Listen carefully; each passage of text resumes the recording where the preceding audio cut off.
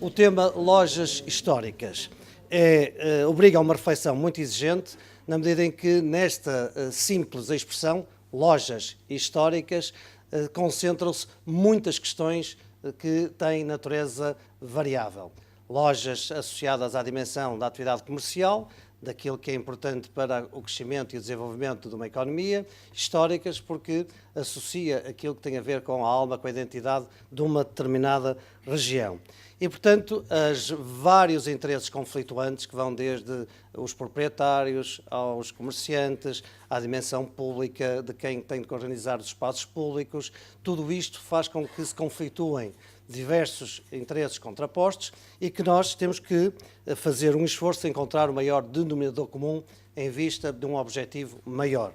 Para lá do turismo e daquilo que foi a crise económica que conduziu ao desaparecimento de muitas lojas históricas, nós devemos ir mais longe, que é perceber que estamos a tratar de um tema que mexe com a identidade, mexe com aquilo que é a nossa diferença num espaço global em que hoje todos nos movemos, e essa identidade, essa alma, aquilo que tem a ver com as nossas, digamos, referências, hoje assumem um papel muito importante neste mundo global.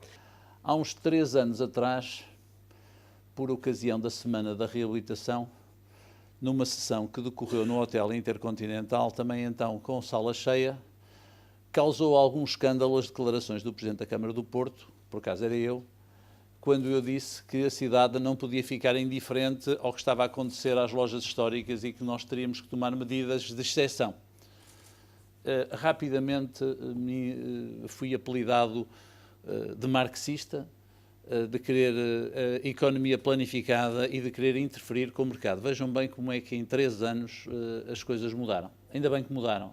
Os turistas não são apenas um novo fluxo de clientes, mas esse fluxo de clientes externo à cidade sempre sucedeu.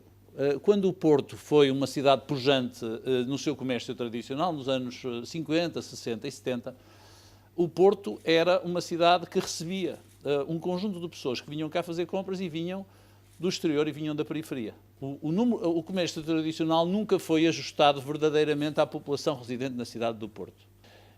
E foi por isso que quando, nos anos 70 e 80, começaram a ser construídos os centros comerciais, eles se colocaram na periferia e à volta da cidade. E nesse tempo, muitas das lojas históricas da cidade do Porto desapareceram. E desapareceram por este conjunto de razões, ou seja, porque a sua clientela tradicional foi apanhada nessa rede, que eram os centros comerciais, e porque os centros comerciais souberam emular a cidade perfeita.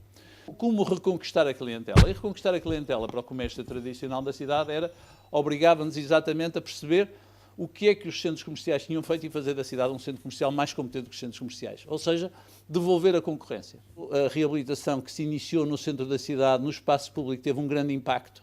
A cidade passou a ser uma cidade mais confortável e mais atraente para nós a visitarmos, para atrair pessoas à cidade que começaram a encontrar numa cidade reabilitada aquilo que já não encontravam nos centros comerciais. Mas, por outro lado, tivemos o influxo do turismo e, com a chegada do turismo, tivemos a possibilidade de multiplicar por um número significativo, por um fator significativo, o número de clientes disponíveis para que o comércio tradicional pudesse ganhar e retomar a sua pujança. O atendimento é hoje muito melhor do que era há uns anos atrás, as montras são hoje muito diferentes do que eram há uns anos atrás, a forma como todos nós percebemos e compreendemos o comércio tradicional é muito melhor do que era há uns anos atrás.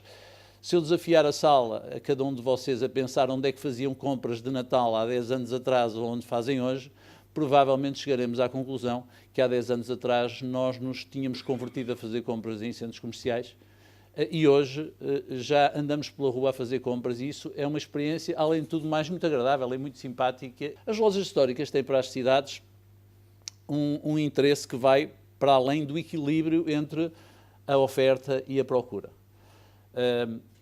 As lojas históricas fazem parte, se quiserem, do nosso património histórico e cultural. Nós dificilmente imaginamos a cidade do Porto sem algumas das suas lojas, estabelecimentos, cafés históricos.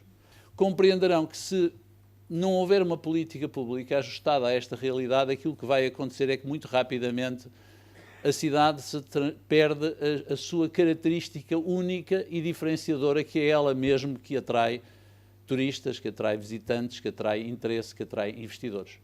Essa defesa do património exigia naturalmente também garantir, na medida do possível, aos proprietários algumas contrapartidas, nomeadamente contrapartidas de ordem fiscal. A Câmara Municipal não deve classificar aquilo que o próprio comerciante não quer. Dificilmente o pode fazer.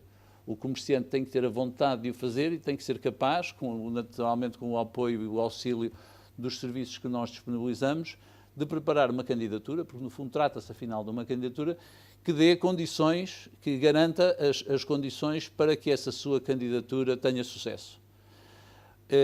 Ao mesmo tempo, aquilo que é necessário compreender, que o comerciante deve compreender, é que essa classificação o protege enquanto ele mantiver a natureza do negócio. Mantendo as características históricas do negócio, ou da loja, ou do estabelecimento, ou do café, há uma coisa que nós não podemos fazer, certamente. Nós não podemos garantir a sustentabilidade do negócio. A sustentabilidade do negócio, para além daquilo que é sustentabilidade que deriva de uma proteção que lhe é conferida em termos do contrato que tem e que assim pode manter, exige naturalmente a capacidade de inovar.